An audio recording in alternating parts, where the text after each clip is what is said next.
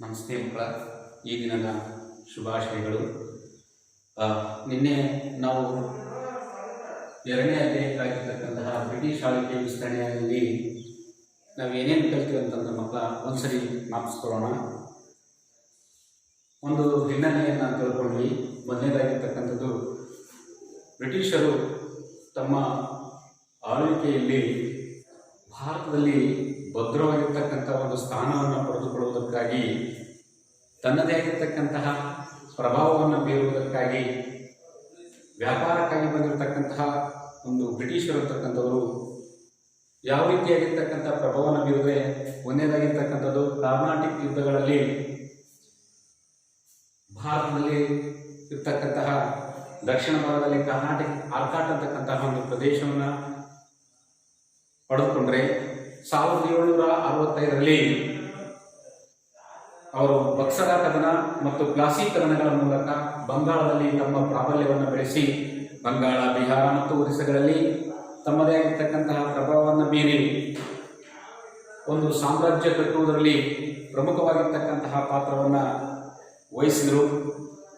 ಅದಾದ ನಂತರ ನಾವು ನೋಡ್ತಕ್ಕಂಥದ್ದು,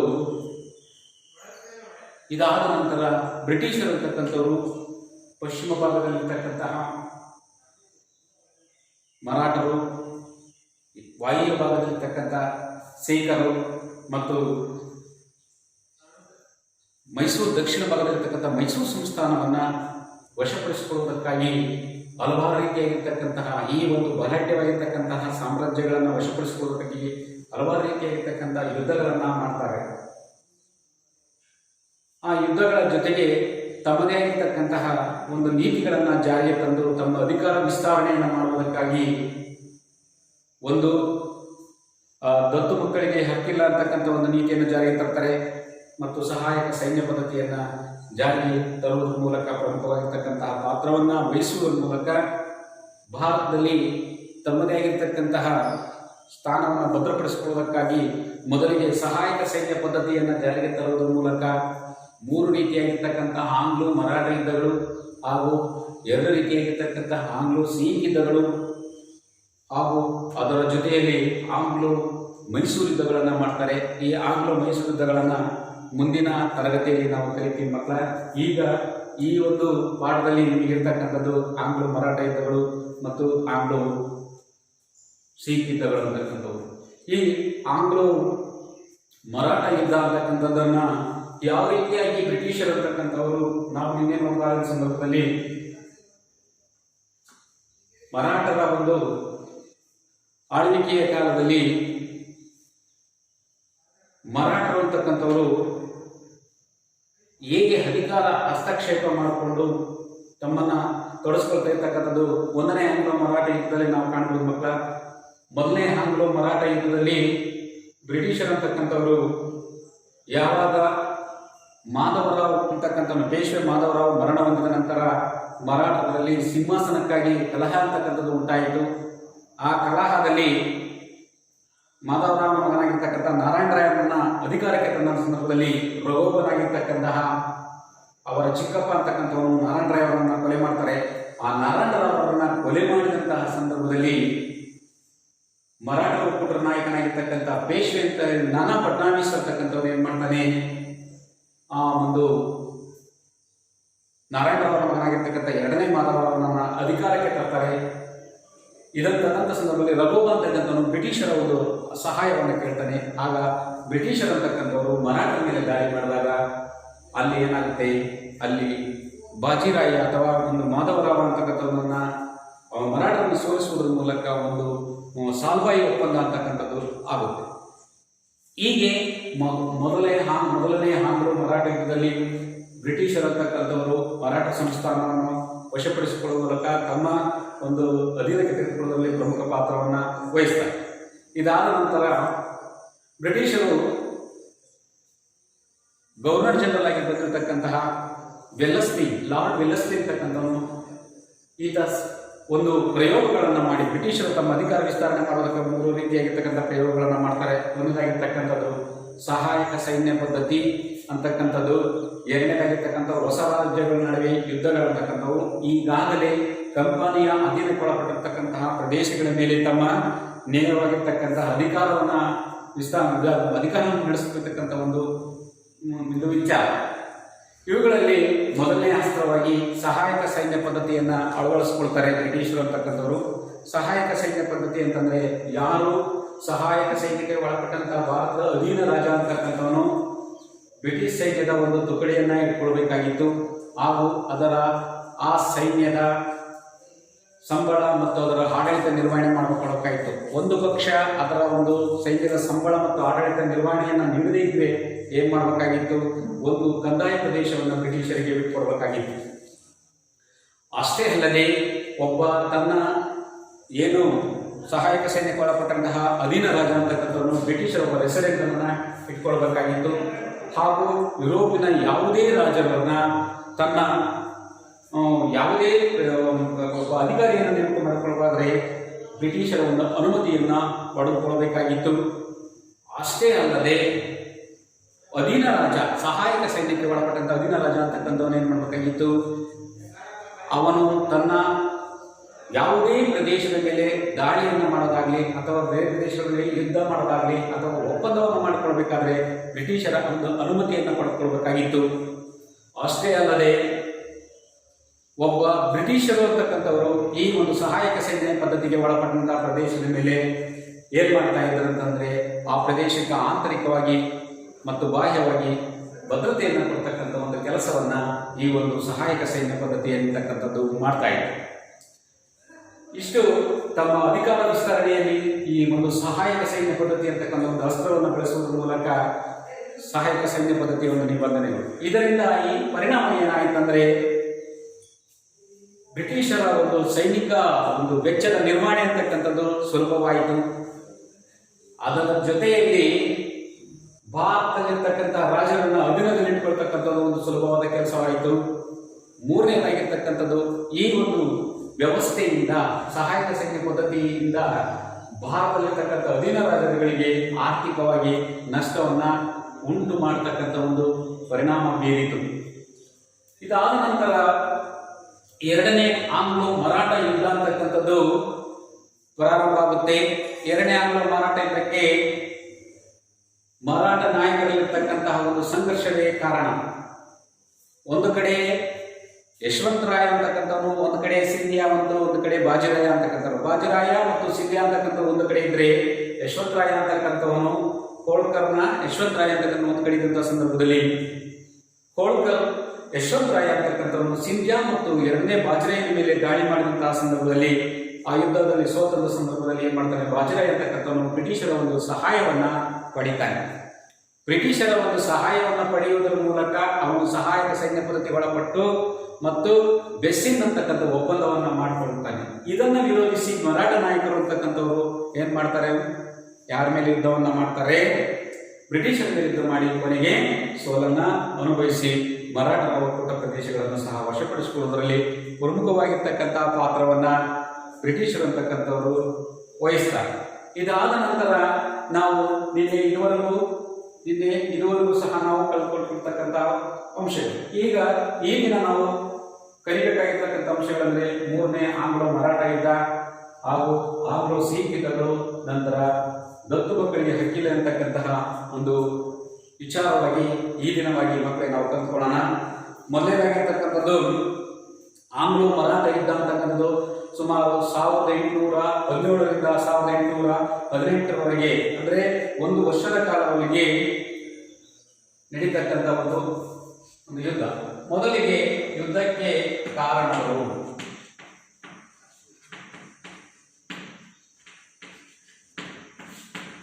ಯುದ್ಧಕ್ಕೆ ಕಾರಣಗಳಲ್ಲಿ ಮೊಟ್ಟಮೊದಲಾಗಿ ಮರಾಠರು ತಮ್ಮ ಘನತೆ ಮತ್ತು ಸ್ವಾತಂತ್ರ್ಯವನ್ನು ಕಾಪಾಡಿಕೊಳ್ಳುವುದಕ್ಕಾಗಿ ಹೋರಾಟ ಮಾಡಬೇಕಾಗಿರ್ತಕ್ಕಂಥ ಒಂದು ಪರಿಸ್ಥಿತಿ ಇತ್ತು ಅಂತಕ್ಕಂಥದ್ದು ಒಂದು ಪ್ರಯತ್ನದಲ್ಲಿ ಇರ್ತಕ್ಕಂಥದ್ದು. ಏನಪ್ಪ ಅಂತಂದ್ರೆ, ಈಗಾಗಲೇ ಒಂದನೇ ಆಂಗ್ಲೋ ಮರಾಠ ಯುದ್ಧದಲ್ಲಿ ಮರಾಠರು ಸೋತಿದ್ದಾರೆ 1000 ಒಪ್ಪಂದದೊಂದಿಗೆ. ಎರಡನೇ ಆಂಗ್ಲೋ ಮರಾಠದಲ್ಲಿ ಬೆಸ್ಸಿನ್ ಒಪ್ಪಂದದೊಂದಿಗೆ ಸೋಲ್ಬಿಟ್ಟು ಮರಾಠರು ತಮ್ಮ ಘನತೆ ಮತ್ತು ಸ್ವಾತಂತ್ರ್ಯಕ್ಕಾಗಿ ಮರಾಠರು ಘನತೆ ಮತ್ತು ಸ್ವಾತಂತ್ರ್ಯಕ್ಕಾಗಿ ಓರ್ಬೇಕಾಗಿರ್ತಕ್ಕಂತಹ ಹೋರಾಟಕ್ಕೆ ಪ್ರಯತ್ನ ಮಾಡಿರ್ತಕ್ಕಂಥದ್ದು ಮೊದಲನೇ ಯುದ್ಧಕ್ಕೆ ಕಾರಣ, ಪ್ರಯತ್ನ ಮಾಡಿರ್ತಕ್ಕಂಥದ್ದು. ಅದೇ ರೀತಿ ಬೆಸ್ಟಿನ್ ಒಪ್ಪಂದದೊಂದಿಗೆ ಪೇಶ್ವೆ ಬಾಜಿರಾಯ ಅಂತಕ್ಕಂಥವನು ಬ್ರಿಟಿಷರ ಒಂದು ಕಪಿಮುಷ್ಟಿಯಿಂದ ಹೊರಬರೋದಕ್ಕೆ ಪ್ರಯತ್ನ ಮಾಡತಕ್ಕಂಥ ಒಂದು ಕೆಲಸ, ಬ್ರಿಟಿಷ್ ಒಂದು ನಿಯಂತ್ರಣದಿಂದ. ಎರಡನೇದಾಗಿರ್ತಕ್ಕಂಥದ್ದು ಬಾಜಿರಾಯ ಬ್ರಿಟಿಷರ ನಿಯಂತ್ರಣದಿಂದ ಹೊರಬರಲು ಪ್ರಯತ್ನ ಮಾಡಿರ್ತಕ್ಕಂಥದ್ದು. ಬ್ರಿಟಿಷರ ಒಂದು ಪ್ರಯತ್ನದಿಂದ ಹೊರಬರಲು ಪ್ರಯತ್ನ ಮಾಡಿರ್ತಕ್ಕಂತಹ ಒಂದು ಎರಡನೇ ಕಾರಣ. ಅಷ್ಟೇ ಅಲ್ಲದೆ 1817ರಲ್ಲಿ ಬಾಜಿರಾಯ ಅಂತಕ್ಕಂಥವನು ಪೂನಾದಲ್ಲಿ ಒಬ್ಬ ರೆಸಿಡೆಂಟಿಯ ಮೇಲೆ ದಾಳಿಯನ್ನ ಮಾಡ್ತಾರೆ. ನೋಡಿ, ಬಾಜಿರಾಯ ಪೂನಾದಲ್ಲಿ ಒಬ್ಬ ರೆಸಿಡೆನ್ಸಿ ಅಂತಕ್ಕಂಥ ಒಬ್ಬ ಬ್ರಿಟಿಷರ ಒಬ್ಬ ಅಧಿಕಾರಿಯ ಮೇಲೆ ದಾಳಿ ಮಾಡಿ ಅವನನ್ನು ಸುಟ್ಟು ಹಾಕಿದ್ದು ಅಥವಾ ಕೊಲೆ ಮಾಡಿರ್ತಕ್ಕಂಥದ್ದು, ಸುಟ್ಟು ಹಾಕಿರುವುದು. ಈ ಒಂದು ಸಹ ಇದು ಒಂದು ಯುದ್ಧಕ್ಕೆ ಕಾರಣವಾಗಿರ್ತಕ್ಕಂತಹ ಒಂದು ಅಂಶ. ನಾಲ್ಕನೇದಾಗಿ ನಾವು ನೋಡ್ತಕ್ಕಂಥವರು ಅಂಶಗಳಲ್ಲಿ ನಾಗಾಪುರದ ಅಪ್ಪ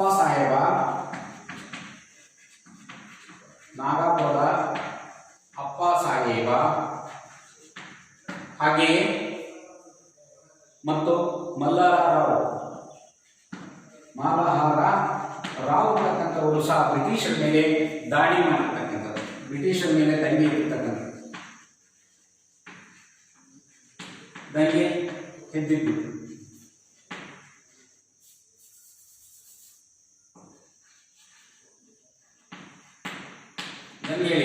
ಸೊ ಈ ಎಲ್ಲ ಅಂಶಗಳು ಅಂತಕ್ಕಂಥವು ನಾವು ಮೂರನೇ ಆಂಗ್ಲೋ ಮರಾಠ ಯುದ್ಧಕ್ಕೆ ಕಾರಣವಾಗಿದ್ದು.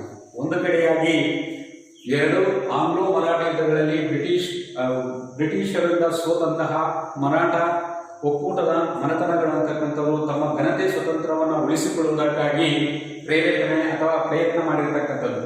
ಎರಡನೇದಾಗಿರ್ತಕ್ಕಂಥದ್ದು ಬಾಜಿರಾಯ ಅಂತಕ್ಕಂಥವನು ಈಗಾಗಲೇ ಬೆಸ್ಸಿನ್ ಒಪ್ಪಂದದೊಂದಿಗೆ ಬ್ರಿಟಿಷರ ನಿಯಂತ್ರಣದಲ್ಲಿ ಸಹಾಯಕ ಸೈನ್ಯ ಪದ್ಧತಿಯನ್ನು ಅಳವಡಿಸಿಕೊಂಡು ಅವರ ನಿಯಂತ್ರಣದಿಂದ ಹೊರಬರಲು ಪ್ರಯತ್ನ ಮಾಡುವುದರ ಮೂಲಕ 1817ರಲ್ಲಿ ಪೂನಾದಲ್ಲಿರ್ತಕ್ಕಂಥ ಒಬ್ಬ ರೆಸಿಡೆನ್ಸಿಯ ಮೇಲೆ ದಾಳಿಯನ್ನ ಮಾಡಿರ್ತಕ್ಕಂಥದ್ದನ್ನು ನಾವು ಕಾಣಬಹುದು. ಅವನನ್ನ ಸುಟ್ಟಾಕಿರ್ತಕ್ಕಂಥದ್ದು. ಅದೇ ರೀತಿ ನಾಗಾಪುರದ ಅಪ್ಪ ಸಾಹೇಬು ಮತ್ತು ಮಲ್ಲಾರಾವ್ ಅಂತಕ್ಕಂಥವರು ಬ್ರಿಟಿಷರ ಮೇಲೆ ದಂಗೆ ಇತ್ತು. ಈ ಒಂದು 4 ಅಂಶಗಳಿರ್ತಕ್ಕಂಥವು ಮೂರನೇ ಆಂಗ್ಲೋ ಮರಾಠ ಯುದ್ಧಕ್ಕೆ ಕಾರಣವಾಗಿರ್ತಕ್ಕಂತಹ ಒಂದು ಅಂಶಗಳು. ಈ ಒಂದು ಕಾರಣಗಳೇ ಮೂರನೇ ಆಂಗ್ಲೋ ಮರಾಠ ಯುದ್ಧಕ್ಕೆ ಪ್ರೇರೇಪಣೆಯನ್ನು ನೀಡುತ್ತವೆ. ಆದರೆ ಯುದ್ಧಕ್ಕೆ ಒಂದು ಬೆಳವಣಿಗೆ ಯಾವ ರೀತಿ ಆಗುತ್ತಂದ್ರೆ, ಈ ಯುದ್ಧದಲ್ಲಿ ಏನು ಅಪ್ಪಾಜಿರಾವ್ ಮತ್ತು ಮಲ್ಲಾರಾವ್ ಅಂತಕ್ಕಂಥವರ ದಂಗೆಯನ್ನ ಅಡಗಿಸ್ತಾರೆ.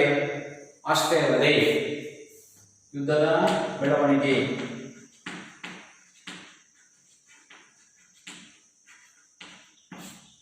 ಅಪ್ಪಾಜಿರಾವ್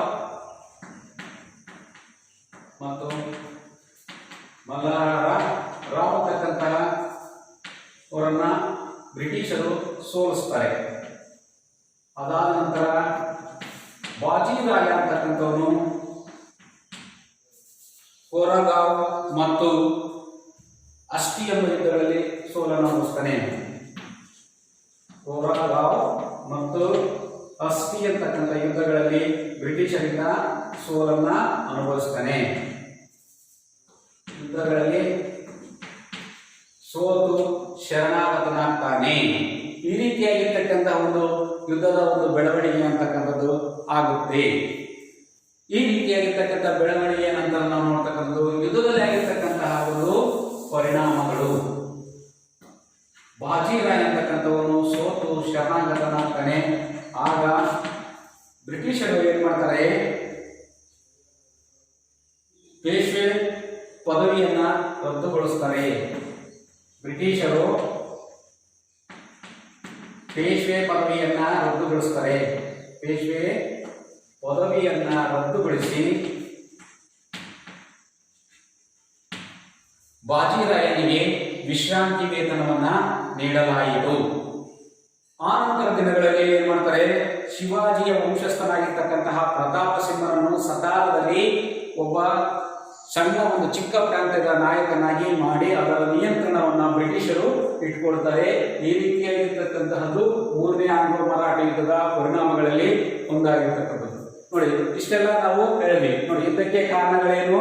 ಮೊದಲನೇದಾಗಿರ್ತಕ್ಕಂಥ ಯುದ್ಧಕ್ಕೆ ಕಾರಣಗಳಲ್ಲಿ ಮರಾಠ ಮನೆಗಳು ತಮ್ಮ ಘನತೆ ಮತ್ತು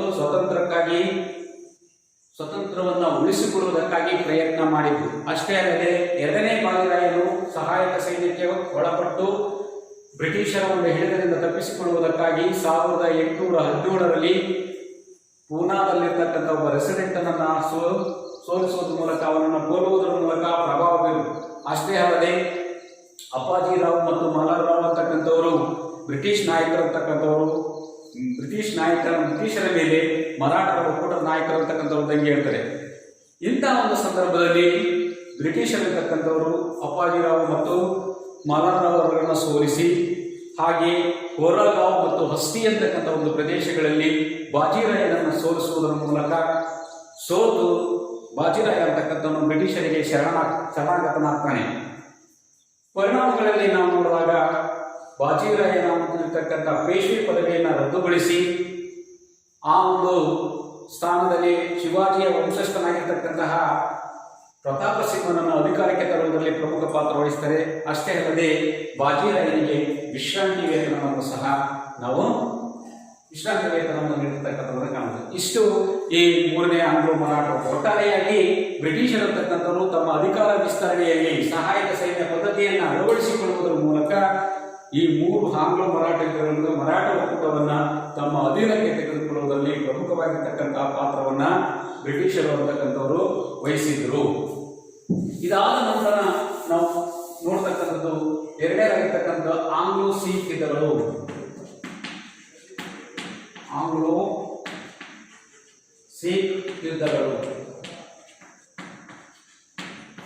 1845ರಿಂದ 46.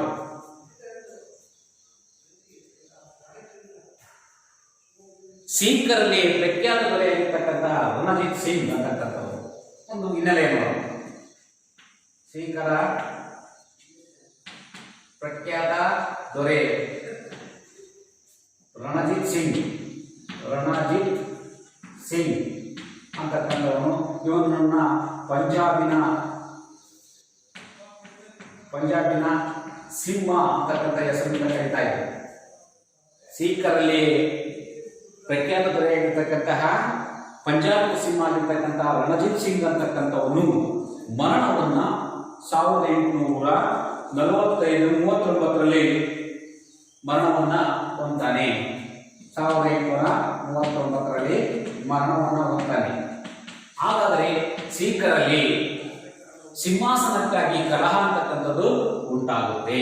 ನೋಡಿ, ಕೇಳಿರಿ, ಪಂಜಾಬಿನ ಸಿಂಹ ಮತ್ತು ಸಿಖ್ಕರ ಪ್ರಖ್ಯಾತ ದೊರೆಯಾಗಿರ್ತಕ್ಕಂತಹ ರಣಜಿತ್ ಸಿಂಗ್ ಅಂತಕ್ಕಂಥವನು ಮರಣ ಹೊಂದಿದ ನಂತರ 1839ರಲ್ಲಿ ಮರಣವನ್ನು ಹೊಂತಾನೆ. ಹೊಂದಿದ ನಂತರ ಸಿಖ್ಕರಲ್ಲಿ ಸಿಂಹಾಸನಕ್ಕಾಗಿ ಕಲಹಗಳಂತಕ್ಕಂಥವು ಉಂಟಾಗ್ತವೆ. ಇದಕ್ಕೆ ಯುದ್ಧಕ್ಕೆ ಕಾರಣಗಳು, ಆಂಗ್ಲೋ ಸಿಖ್ ಯುದ್ಧಕ್ಕೆ ಕಾರಣಗಳು ನೋಡೋಣ. ಯುದ್ಧಕ್ಕೆ ಕಾರಣಗಳು ಒಂದಾಗಿರ್ತಕ್ಕಂಥದ್ದು ಪ್ರಖ್ಯಾತ ದೊರೆಯಾಗಿರ್ತಕ್ಕಂತಹ ರಣಜಿತ್ ಸಿಂಗ್ ಅಂತಕ್ಕಂಥವನು ಮರಣ ಹೊಂದಿದ ನಂತರ ಪಂಜಾಬಿನ ರಾಜಕೀಯ ಅರಾಜಕತೆ, ಪಂಜಾಬಿನಲ್ಲಿ ರಾಜಕೀಯ ಅರಾಜಕತೆ ಅಂದ್ರೆ ಅಲ್ಲಿ ಕಲಹಗಳಂತಕ್ಕಂಥವು ಉಂಟಾಗಿದ್ದು ಇದು ಯುದ್ಧಕ್ಕೆ, ಸಿಖ್ ಯುದ್ಧಕ್ಕೆ ಕಾರಣವಾಗಿರ್ತಕ್ಕಂಥ ಒಂದು ಪ್ರಭಾವ. ಈಗಾಗಲೇ ರಣಜಿತ್ ಸಿಂಗ್ನೊಂದಿಗೆ 1809ರಲ್ಲಿ ಅಮೃತಸರ ಅಂತಕ್ಕಂಥ ಒಂದು ಒಪ್ಪಂದವನ್ನ ಬ್ರಿಟಿಷರು ಮಾಡಿಕೊಂಡಿರ್ತಾರೆ. ಯಾರೊಂದಿಗೆ? ರಣಜಿತ್ ಸಿಂಗ್ನೊಂದಿಗೆ. ಅಮೃತಸರ ಅಂತಕ್ಕಂಥ ಒಪ್ಪಂದ, ಅದನ್ನ ಎಂತ ಒಪ್ಪಂದ ಅಂತ ಹೇಳ್ಬಿಟ್ಟು ಕರೀತಾರೆ ಅಂತಂದ್ರೆ ನಿರಂತರ ಮೈತ್ರಿ ಒಪ್ಪಂದ. ನಿರಂತರ ಮೈತ್ರಿ, ಬ್ರಿಟಿಷರು ಮತ್ತು ಸಿಖ್ರ ನಡುವೆ ಇರ್ತಕ್ಕಂಥ ಒಂದು ಒಪ್ಪಂದ, ರಣಜಿತ್ ಸಿಂಗ್ ಮತ್ತು ಬ್ರಿಟಿಷರ ನಡುವೆ ಆಗಿರ್ತಕ್ಕಂಥ ಒಂದು ಒಪ್ಪಂದ. ಈ ಒಪ್ಪಂದವನ್ನ ಬ್ರಿಟಿಷರು ಅಂತಕ್ಕಂಥವ್ರು ಮುರಿದಿದ್ದು ಅಥವಾ ಅದನ್ನ ತಿರಸ್ಕರಿಸಿರ್ತಕ್ಕಂಥದ್ದು ಇದು ಎರಡನೇ ಆಂಗ್ಲೋ ಸಿಖ್ ಯುದ್ಧಕ್ಕೆ ಕಾರಣವಾಗಿರ್ತಕ್ಕಂಥ ಒಂದು ಅಂಶ. ಅಷ್ಟೇ ಅಲ್ಲದೆ ಪಂಜಾಬನ್ನು ಆಕ್ರಮಿಸಲು ಬ್ರಿಟಿಷರು ಸಂಚು ರೂಪಿಸಿದ್ದು. ಮೂರನೇದು, ಪಂಜಾಬನ್ನ ಆಕ್ರಮಿಸಲು ಸಂಚು ರೂಪಿಸಿದ್ದು. ಇವು ಆಂಗ್ಲೋ ಸಿಖ್ ಯುದ್ಧಕ್ಕೆ ಆಗಿರ್ತಕ್ಕಂತಹ ಕಾರಣ. ನೋಡಿ, ಮೊದಲನೇದಾಗಿರ್ತಕ್ಕಂಥವ್ರು ಪಂಜಾಬ್ನ ಸಿಂಹ ಮತ್ತು ಸಿಖ್ಖರಲ್ಲಿ ಪ್ರಖ್ಯಾತರಾಗಿರ್ತಕ್ಕಂತಹ ರಣಜಿತ್ ಸಿಂಗ್ ಅಂತಕ್ಕಂಥವನು 1839ರಲ್ಲಿ ಮರಣ ಹೊಂದಿದಾಗ ಪಂಜಾಬಿನಲ್ಲಿ ರಾಜಕೀಯ ಅರಾಜಕತೆ ಅಂತಕ್ಕಂಥದ್ದು ಉಂಟಾಗಿದೆ. ಬ್ರಿಟಿಷರ್ ಅಂತಕ್ಕಂಥವರು 1809ರಲ್ಲಿ ಅಮೃತಸರ ಅಂತಕ್ಕಂಥ ಒಂದು ಸ್ಥಳದಲ್ಲಿ ಬ್ರಿಟಿಷರು ಮತ್ತು ರಣಜಿತ್ ಸಿಂಗ್ ಇರ್ತಕ್ಕಂತಹ ಒಂದು ಒಪ್ಪಂದ, ಯಾವುದೋ ನಿರಂತರ ಮೈತ್ರಿ ಒಪ್ಪಂದವನ್ನು ಮುರಿದು ಪಂಜಾಬನ್ನು ಆಕ್ರಮಿಸಲು ಸಂಚು ರೂಪಿಸಿದ್ದರಿಂದ ಇದು ಯುದ್ಧಕ್ಕೆ ಕಾರಣ ಅಂತಕ್ಕಂಥದ್ದು ಆಗುತ್ತೆ. ಈ ರೀತಿಯಾಗಿರ್ತಕ್ಕಂತಹ ಒಂದು ಸಿಖ್ ಯುದ್ಧಕ್ಕೆ ಕಾರಣವಾಗಿರ್ತಕ್ಕಂತಹ ಒಂದು ಅಂಶಗಳು. ನಾವು ಎರಡನೇದಾಗಿ ನೋಡ್ತಕ್ಕಂಥದ್ದು ಯುದ್ಧದ ಒಂದು ಬೆಳವಣಿಗೆಯಲ್ಲಿ ಏನೇನಾಗುತ್ತೆ ಅಂತಕ್ಕಂಥದ್ದು ನೋಡೋಣ. ಯುದ್ಧದ ಬೆಳವಣಿಗೆ.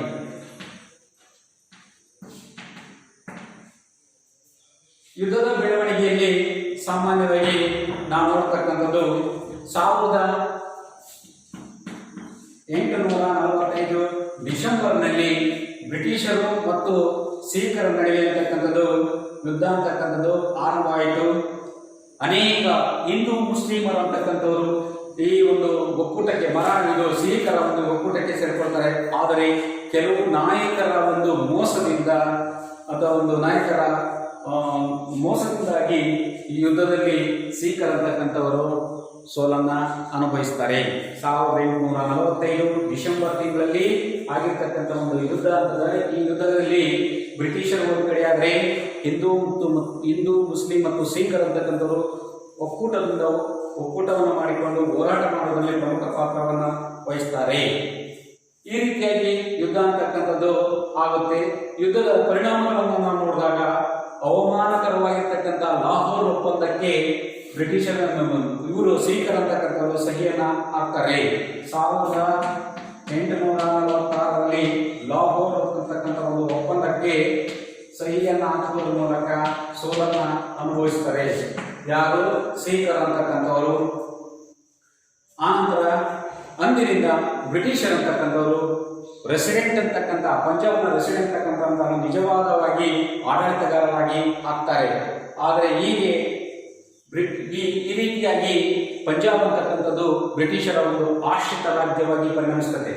ಆದರೂ ಸಹ 1848ರಲ್ಲಿ ಸಹ ಹಲವಾರು ರೀತಿಯಾಗಿರ್ತಕ್ಕಂಥ ಪಂಜಾಬಿನಲ್ಲಿರ್ತಕ್ಕಂತಹ ಒಬ್ಬ ವ್ಯಕ್ತಿಗಳು ಅಂತಕ್ಕಂಥವ್ರು ಏನ್ ಮಾಡ್ತಾರೆ, ದಂಗೆಯನ್ನು ಹೇಳ್ತಾರೆ. ಅವರಲ್ಲಿ ಯಾರ್ಯಾರಪ್ಪ ಅಂತಂದ್ರೆ ಪ್ರತಿಭಟಿಸ್ತಕ್ಕಂಥವ್ರು ಚಟ್ಟರ್ ಸಿಂಗ್, ಅಟ್ಟರ್ವಾಲ್ ಮತ್ತು ಮೂಲ್ರಾಜ್ ಅಂತಕ್ಕಂಥವ್ರು. ಚಟ್ಟರ್ ಸಿಂಗ್, ಮೂಲ್ರಾಜ್ ಮತ್ತು ಅಟ್ಟರ್ವಾಲ್ ಅಂತಕ್ಕಂಥವರು ಇವರು ಕ್ರಮವಾಗಿ ಎದುರಿಸಿದ್ರು ಸಹ ಆದರೆ ಅದು ಪರಿಣಾಮವನ್ನು ಬೀರೋದಿಲ್ಲ. ಕೊನೆಗೆ ಅವರು ಕೆಲವು ದಂಗೆಗಳಲ್ಲಿ ಸೋಲನ್ನು ಅನುಭವಿಸಿ ಬ್ರಿಟಿಷರಿಗೆ ಅಂತಕ್ಕಂಥದ್ದು ಜಯವನ್ನ ಪಡೆಯುತ್ತಾರೆ. ಈ ರೀತಿಯಾಗಿ ಮತ್ತೆ ಪಂಜಾಬ್ ಅಂತಕ್ಕಂಥದ್ದು ಏನಾಯಿತು, ಬ್ರಿಟಿಷರ ವಶವಾಯಿತು. ಈ ರೀತಿಯಾಗಿ ಬ್ರಿಟಿಷರು ಅಂತಕ್ಕಂಥವರು ತಮ್ಮ ಅಧಿಕಾರ ವಿಸ್ತರಣೆಯಲ್ಲಿ ಸಹಾಯಕ ಸೈನ್ಯ ಪದ್ಧತಿಯನ್ನು ಜಾರಿಗೆ ತರುವುದರ ಮೂಲಕ ಭಾರತದಲ್ಲಿ ತಮ್ಮ ಸಾಮ್ರಾಜ್ಯವನ್ನು ಸ್ಥಾಪಿಸುವುದಕ್ಕೆ ಪಶ್ಚಿಮ ಭಾಗದಲ್ಲಿರ್ತಕ್ಕಂತಹ ಮರಾಠ ಸಾಮ್ರಾಜ್ಯವನ್ನ, ವಾಯುವ್ಯ ಭಾಗದಲ್ಲಿರ್ತಕ್ಕಂತಹ ಸಿಖ್ಖರ ಒಂದು ಪ್ರದೇಶಗಳನ್ನು ಆಕ್ರಮಿಸಿಕೊಳ್ಳುವುದರಲ್ಲಿ ಪ್ರಮುಖವಾಗಿರ್ತಕ್ಕಂತಹ ಪಾತ್ರವನ್ನು ವಹಿಸಿ ತಮ್ಮದೇ ಆಗಿರ್ತಕ್ಕಂತಹ ಒಂದು ಸ್ಥಾನವನ್ನು ಭದ್ರಪಡಿಸಿಕೊಂಡಿರ್ತಕ್ಕಂಥದ್ದನ್ನು ನಾವು ಕಾಣಬಹುದು. ಇದಾದ ನಂತರ ಈ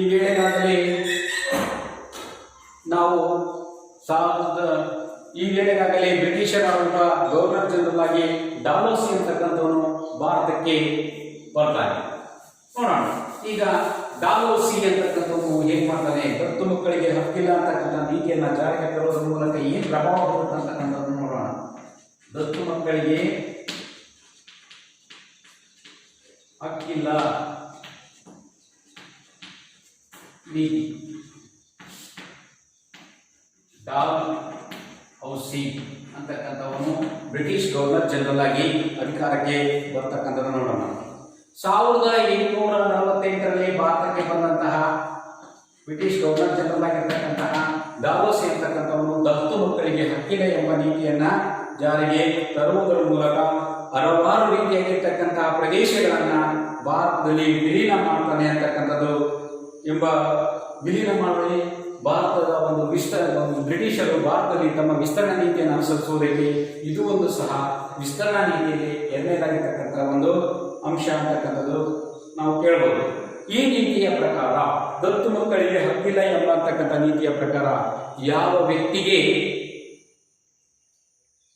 ಯಾವ ದೊರೆಯು ಅಥವಾ ರಾಜ ಅಂತಕ್ಕಂಥವನು ಮರಣ ಹೊಂದಿದ ನಂತರ ತನಗೆ ಮಕ್ಕಳಿಲ್ಲದಿದ್ದರೆ ಅವನ ಉತ್ತರಾಧಿಕಾರಿಯಾಗಿ ಯಾವುದೇ ಮಗುವನ್ನು ದತ್ತು ತೆಗೆದುಕೊಳ್ಳಬಾರತಕ್ಕಂಥದ್ದೇ ಅದರ ಪ್ರಮುಖವಾಗಿರ್ತಕ್ಕಂತಹ ಒಂದು ಅಂಶ. ಅಂದ್ರೆ ಯಾವ ರಾಜನ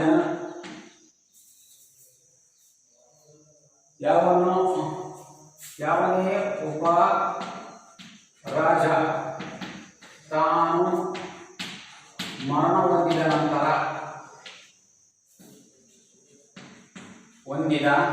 ನಂತರ ಯಾವನೇ ಒಬ್ಬ ರಾಜ ತಾನು ಮರಣ ಹೊಂದಿದ ನಂತರ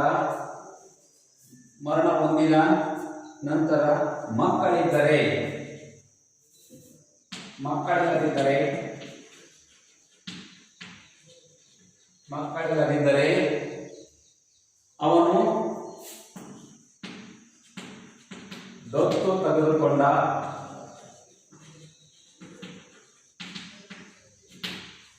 ತೆಗೆದುಕೊಂಡ ಪುತ್ರನಿಗೆ ಉತ್ತರಾಧಿಕಾರದ ಹಕ್ಕಿರಲಿಲ್ಲ ಅಂತಕ್ಕಂಥ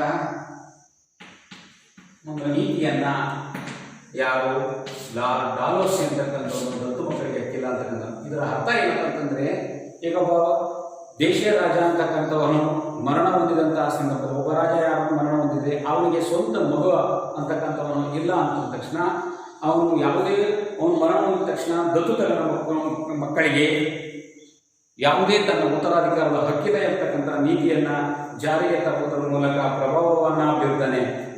ಈ ರೀತಿಯಾಗಿರ್ತಕ್ಕಂಥ ಒಂದು ಹಕ್ಕನ್ನ ತರುವುದರ ಮೂಲಕ ಭಾರತದಲ್ಲಿ ಹಲವಾನೇಕ ರಾಜ್ಯಗಳನ್ನ ಬ್ರಿಟಿಷ್ ಸಾಮ್ರಾಜ್ಯದಲ್ಲಿ ವಿಲೀನಗೊಳಿಸ್ತಾನೆ. ಈ ನೀತಿಗೆ ಒಳಪಟ್ಟಂತಹ ರಾಜ್ಯಗಳಾಗಿರ್ತಕ್ಕಂತಹ ಸತಾರ, ಜೈಪುರ, ಸಂಬಲ್ಪುರ,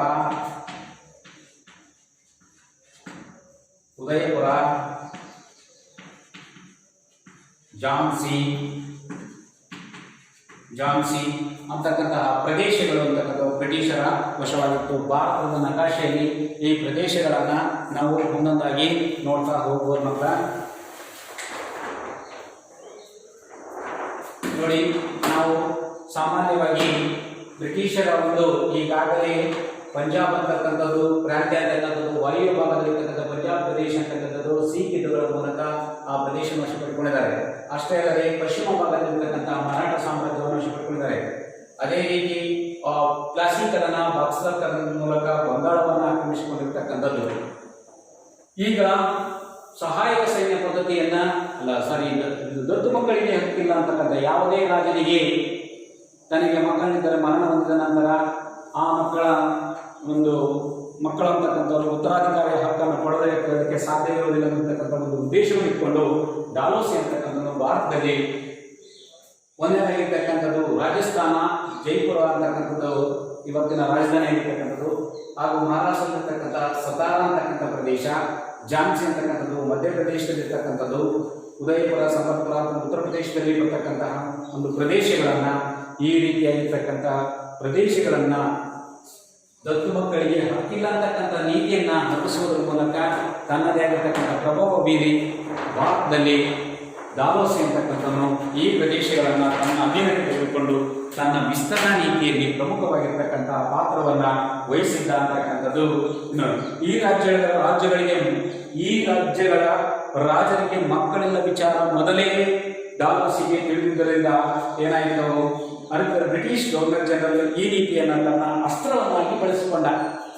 ಮೊದಲೇ ಈ ವಿಚಾರ ಅಂತಕ್ಕಂಥದ್ದು ಯಾರಿಗೆ, ಡಾಲೋಸಿಗೆ ಅಂತಕ್ಕಂಥದ್ದು ತಿಳಿದಿದ್ದರಿಂದ ಏನ್ ಮಾಡ್ದ, ತನ್ನ ಹಕ್ಕನ್ನು ಚಲಾಯಿಸುವುದಕ್ಕೆ ಪ್ರಮುಖವಾಗಿರ್ತಕ್ಕಂತಹ ಪಾತ್ರವನ್ನು ವಹಿಸುವುದರ ಮೂಲಕ ಆ ಒಂದು ಪ್ರದೇಶಗಳನ್ನು ಆಕ್ರಮಿಸಿಕೊಳ್ಳುವುದರಲ್ಲಿ ತನ್ನ ಅಕ್ರಮ ನೀತಿಯನ್ನ, ವಿಸ್ತರಣಾ ನೀತಿಯಲ್ಲಿ ತನ್ನ ಅಕ್ರಮ ನೀತಿಯನ್ನು ಅಸ್ತ್ರವನ್ನಾಗಿ ಬಳಸಿಕೊಂಡು ಈ ಪ್ರದೇಶಗಳನ್ನು ವಶಪಡಿಸಿಕೊಂಡಿರ್ತಕ್ಕಂಥ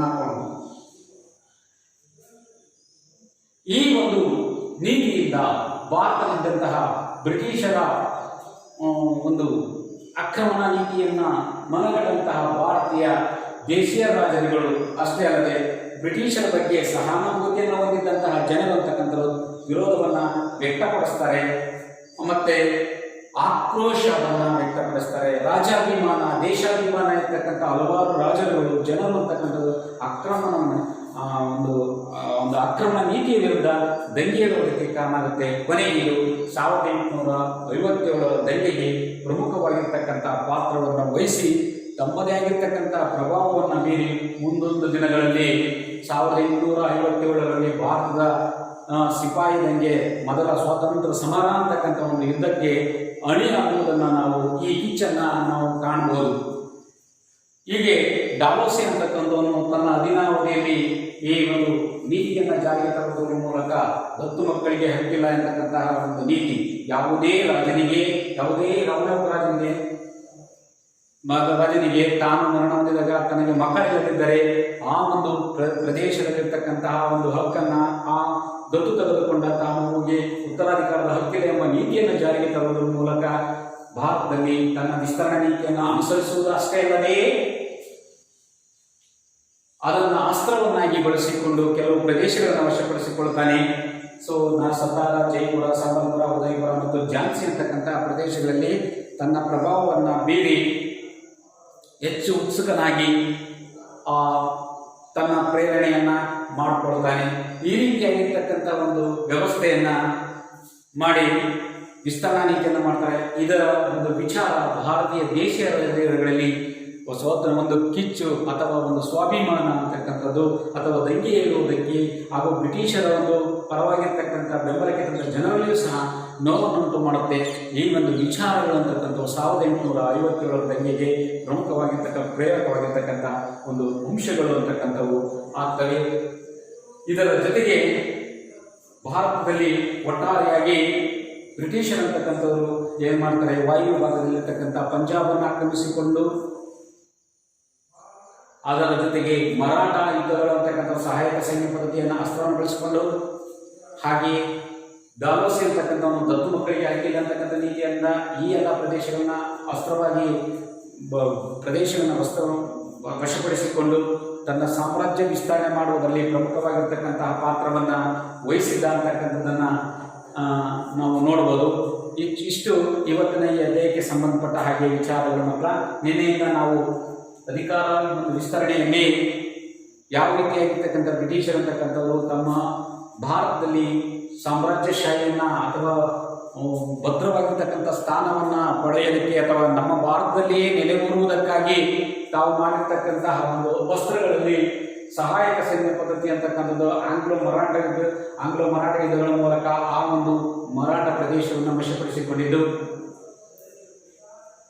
ಹಾಗೆ ಸಹಾಯಕ ಸೈನ್ಯ ಪದ್ಧತಿಯನ್ನ ಜಾರಿಗೆ ತರುವುದರ ಮೂಲಕ ಬ್ರಹ್ಮಾಸ್ತ್ರವನ್ನಾಗಿ ಬಿಡುವುದರ ಮೂಲಕ ಆ ಒಂದು ಪ್ರದೇಶಗಳ ಮೇಲೆ ತಮ್ಮ ನಿಯಂತ್ರಣವನ್ನು ಇಟ್ಟುಕೊಂಡು ಅಧೀನ ರಾಜರುಗಳನ್ನಾಗಿ ಮಾಡಿಕೊಂಡು ಹಾಗೂ ಬ್ರಿಟಿಷ್ ಸೈನ್ಯದ ಖರ್ಚು ವೆಚ್ಚ ಮತ್ತು ಭಾರತೀಯ ರಾಜರುಗಳ ಮೇಲೆ ನಿಲ್ಲಿಸಿರ್ತಕ್ಕಂತಹ ದೈಹಿಕ ಒಂದು ದಬ್ಬಾಳಿಕೆ ಅಥವಾ ಒಂದು ರಾಜ್ಯದ ಆದಾಯಕ್ಕೆ ಮತ್ತು ಬೊಕ್ಕಸಕ್ಕೆ ನಷ್ಟವನ್ನು ಮಾಡಿರ್ತಕ್ಕಂಥದ್ದು. ಅಷ್ಟೇ ಅಲ್ಲದೆ ಸಿಖ್ ಯುದ್ಧಗಳಂತಕ್ಕಂಥವು 1809ರಲ್ಲಿ ಅಮೃತಸರ ನಿರಂತರ ಮೈತ್ರಿಕೂಟ ಒಪ್ಪಂದವನ್ನು ಮುರಿದು ಪಂಜಾಬನ್ನು ಆಕ್ರಮಿಸಿಕೊಂಡು ವಾಯುವ್ಯ ಭಾಗದಲ್ಲಿ ತಮ್ಮ ಸಾಮ್ರಾಜ್ಯವನ್ನು ವಿಸ್ತರಣೆ ಮಾಡುವುದರಲ್ಲಿ ಪ್ರಮುಖ ಪಾತ್ರ ವಹಿಸ್ತಾರೆ. ಅಷ್ಟೇ ಅಲ್ಲದೆ ದತ್ತು ಮಕ್ಕಳಿಗೆ ಹಕ್ಕಿಲ್ಲ ಎಂಬ ನೀತಿಯನ್ನು ಜಾರಿಗೆ ತರುವುದರ ಮೂಲಕ ತಮ್ಮದೇ ಆಗಿರ್ತಕ್ಕಂಥ ಪ್ರಭಾವವನ್ನು ಬೀರಿ ಬ್ರಿಟಿಷರು ತಮ್ಮ ಭಾರತದಲ್ಲಿ ಆಳ್ವಿಕೆಯಲ್ಲಿ ವಿಸ್ತರಣೆ ಮಾಡುವುದರ ಮೂಲಕ ಈ ಎರಡು ಬ್ರಹ್ಮಾಸ್ತ್ರಗಳನ್ನು, ಒಂದಾಗಿರ್ತಕ್ಕಂಥದ್ದು ಸಹಾಯಕ ಸೈನ್ಯ ಪದ್ಧತಿ ಮತ್ತು ದತ್ತು ಮಕ್ಕಳಿಗೆ ಹಕ್ಕಿಲ್ಲ ಎಂಬ ನೀತಿಯನ್ನು ಜಾರಿಗೆ ತರುವುದರ ಮೂಲಕ ಭಾರತದ ಇತಿಹಾಸದಲ್ಲಿಯೇ ಸಾಮ್ರಾಜ್ಯವನ್ನು ವಶಪಡಿಸಿಕೊಳ್ಳುವುದರಲ್ಲಿ ಪ್ರಮುಖವಾಗಿರ್ತಕ್ಕಂಥ ಪಾತ್ರವನ್ನು ವಹಿಸಿದ್ರು. ಇಷ್ಟು ಮಕ್ಕಳ ಇದುವರೆಗೂ ನಾವು ಕಲಿತಿರ್ತಕ್ಕಂತಹ ಒಂದು ವಿಚಾರದ ಬಗ್ಗೆ ಕೆಲವು ಪ್ರಶ್ನೆಗಳನ್ನು ನೋಡೋಣ. ಮೂರನೇ ಆಂಗ್ಲೋ ಮರಾಠ ಯುದ್ಧಕ್ಕೆ ಕಾರಣ ಪರಿಣಾಮಗಳನ್ನು ಚರ್ಚಿಸಿ. ಆಂಗ್ಲೋ ಸಿಖ್ ಯುದ್ಧದ ಮೂಲಕ ಪಂಜಾಬನ್ನು ಬ್ರಿಟಿಷರು ಹೇಗೆ ಆಕ್ರಮಿಸಿಕೊಂಡರು? ಡಾಲಾಸಿಯು ತಂದಿರತಕ್ಕಂತಹ ದತ್ತು ಮಕ್ಕಳಿಗೆ ಹಕ್ಕಿಲ್ಲ ಎಂಬ ನೀತಿ ಯಾವ ರೀತಿಯಾಗಿರ್ತಕ್ಕಂತಹ ಪ್ರಭಾವವನ್ನು ಬೀರಿತು ಎಂಬುದನ್ನು ಒಂದು ಟಿಪ್ಪಣಿಯನ್ನು ಬರೆಯಿರಿ. ಇಷ್ಟು ಈ ದಿನಕ್ಕೆ ಸಂಬಂಧಪಟ್ಟ ಹಾಗೆ ನಾವು ಮಕ್ಕಳ ನಮಸ್ತೆ.